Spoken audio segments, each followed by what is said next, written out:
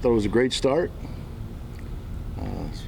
Really happy with how we kept attacking it every play. You know, we said going into it we weren't going to flinch.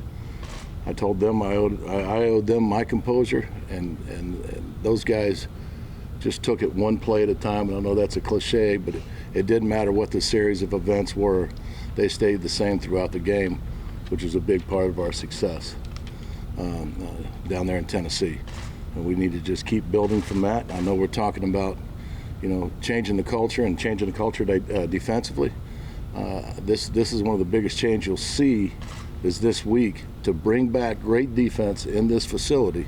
And I've only lived here for a short period of time, but I know New Yorkers are loud. And we need to be loud in that stadium. They have to go on silent count. If you want to be part of changing this culture here with the Giants, be loud, all right? And have that place rocking where people don't want to come to our stadium, okay? We'll take care of the rest, all right? And we'll give you something to be loud about. But just be loud. I can't wait to see it. With that, I'll open it up with questions. Coach, you obviously did a pretty good job containing Derek Sunday. What was some of the keys to that, and what will be some of the keys to trying to contain Christian Sunday? Well, I think the keys that we talked about prior to the Tennessee game is, you know, we set edges and we play with knockback up front, and we got everybody to the ball. And it's the same thing playing Christian McCaffrey. I mean, it's crazy how this league is right now, and I know all you fantasy football players love it, but my goodness, I compared Derrick Henry to Jim Brown. I knew exactly what I was doing. This guy's Barry Sanders. I mean, it's unbelievable, and I know I'm going old school, you know, but I'm old, so that's where I'm at with it. I mean, this guy's unbelievable. What do elite guys like that and Saquon do to a defensive coordinator? Well, I mean, it keeps you up. You throw up a lot. You don't eat a whole lot. Well, I'll still eat, but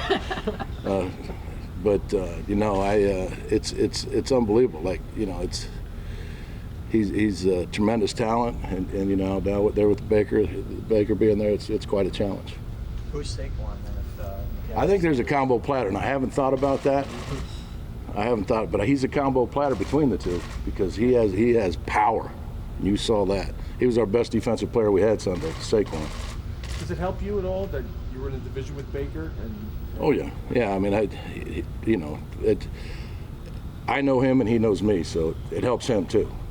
So you know, he's one of those guys, and you know, I've done this comparison before with him, and you know.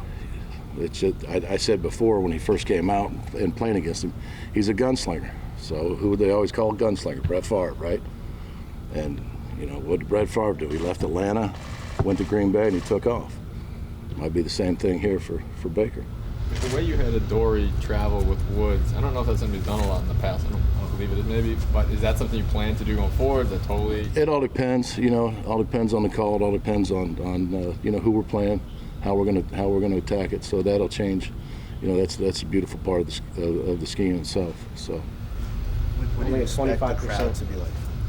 I hope it's loud and having a great time. Is what I hope. I hope it is what I expect the crowd to be like.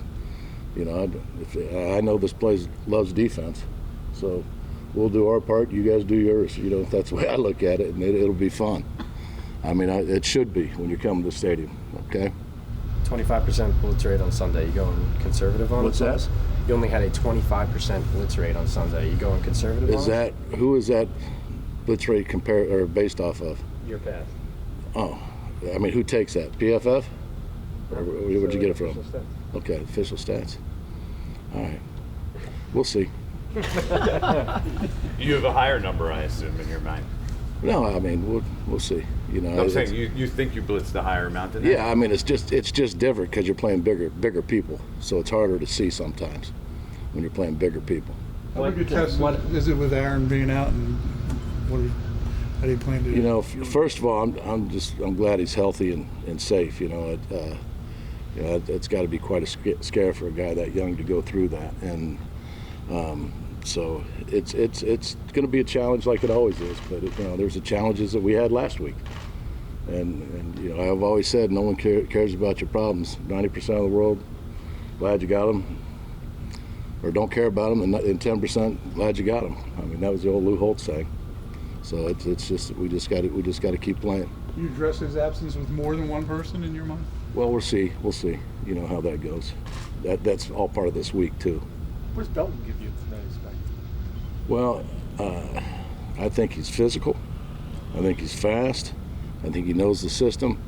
We got to knock the rust off of him. So we'll see how he feels when he's out there, and we'll just slowly build with him. Tennessee has some success with their running backs matched up against your linebackers. Mm-hmm. Obviously, you know, this is an opponent. They have maybe the best guy at that in the league. How big a challenge is that, and how do you look at that going into this game? It's a huge challenge, and you know, we got to continue to work on it. And there's some different looks that they gave us, and the kid that they brought up, they just took off the practice squad. So I saw that like the night before the game, you know. But we know who Christian McCaffrey is. I'm not saying we didn't know who the kid was. I just said he got brought up, you know, I think the day before the game, or the day of, maybe. As a defensive coordinator, do you have to pick your poison in preparing for an opponent? Like, did you try to shut down Henry and say, all right, Tannehill's going to get some yards? I mean, including poison in the sentence is a good thing, I guess. No, I think that you have to keep it moving. You know, I say that we dictate to the offense too, and you know that's one of the things people know about us. Will continue to know about us as we go forward is how we play the game, and then we throw the change up, you know, and things like that. So, are they going to pick their poison and keep everybody in to protect on third down because they know they can't pick up a pressure package? I don't know. Then there's only 3 receivers going out there. That's advantage defense. So we'll see. Coach, can you go through the week not expecting to have Thibodeau and Ojulari, and if they're available on Friday, great, add them into what you already planned? Exactly what we're doing. How big a benefit is it if or when they do come back then? Well, I mean, you're talking about 2 first-round picks, so it's a huge benefit. But no matter what, that game's going to get kicked off. Coach, So, can you talk about the job that Zimenez and Ward did in their place? I mean, well, first of all, Jihad Ward was Defensive Player of the game. I mean, and that was unanimous. So he's a physical, tough guy that is the character of what you're looking for as a defensive player. You know, he sets the pace, especially in the run game, on setting the edges, and you know, he took it personal that game, and that's what's made him who he is. And wherever I'm at, I hope I have Jihad Ward with me. Ox, as I call him, is done nothing but worked hard, you know what I mean, and kept earning trust and kept earning more and more playing time throughout the spring, all the way through training camp and the preseason. And I think he did a great job for us, you know, in there. And you know, he's making plays and doing things the right way, and that's why he's where he's at.